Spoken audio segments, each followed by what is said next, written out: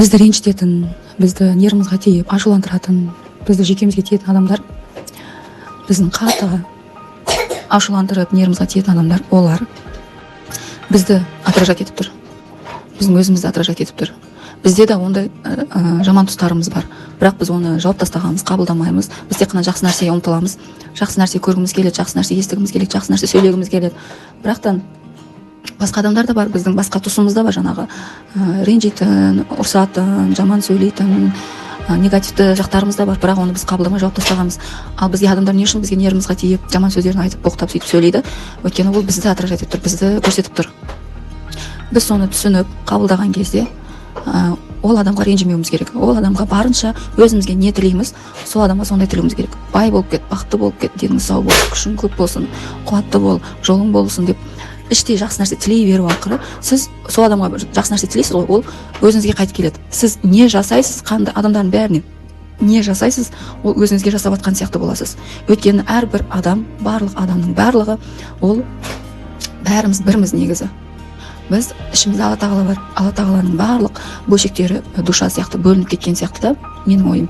И Алла Тағаланың бір бөлшегі. Бәрімізде ол жан бар. Жанымыз барлық адамда бар. Ол біздің бірдеңкемізді отражать етіп тұр.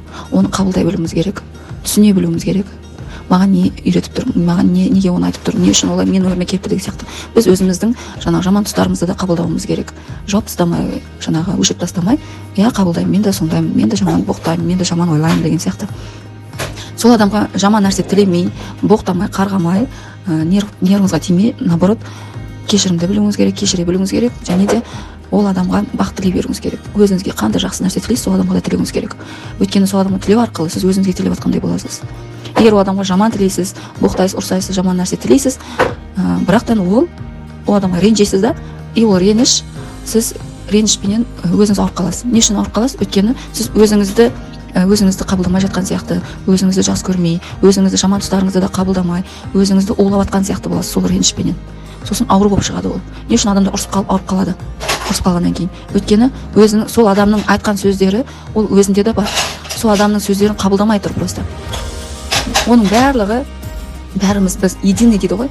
Бәріміз бір жаңағыдай бір Алла сияқты ғой. Алла Тағала бізге мен мысалы жаңағы спокойный, тыныш, жаңағы көп ашуланбайтын, момын деген сияқты сондай адам болып туылдым да. А басқа біреулерге жаңағы позитивный, шустрый, жаңағы өз ойын анық жеткізе алатын, ешкімнен қорықпайтын, батыл, сондай адам сондай болып туылады. Әркімде әртүрлі мінезі бар. Сол мінез, оның барлығы негізі оның бәрі бір. Соны біз қабылдауымыз керек. Біз оны бөлмеуіміз керек. Діни жақтардан да айтады. Ренжіме, кешіріп таста деп, көп ренжуге болмайды деп. Алла Тағала кешіргенде сен кімсің деген сияқты. Сол үшін Алла Тағала бізді кешіріп, бізді қабылдап тұр. Бізде қабылдауымыз керек. Ол біздің жаңағы жаман тұстарымызды көрсетіп тұр өзімізге. Ішіндегі сол жаман тұстарыңды шығар, қабылда деген сияқты бізге соны айтып тұр, көрсетіп тұр. Сол үшін ешкімге ренжімеуге кеңес беремін. Бәрібір де оны ренжігенменен ол өзіңізді ренжіп жатқан сияқты, өзіңізді қабылдамай тұрған сияқты. Сол ренішпенен өзіңізді улап жатсыз, өзіңіз сол реніш арқылы өзіңіз ауырып қалып жатсыз. Сол үшін қабылдаңыз и кешіріп тастаңыз. Аман бол, денің сау болсын, қуатты бол, иә жарайды деп айтқан сөздерін қабылдауымыз керек. Бірақтан жаңа көңілге алмау керек қой. Мақұл жарайды. Өз өміріме сүре бер. Жарайды деген сияқты көңілге, жүрекке қатты қабылдамауымыз керек.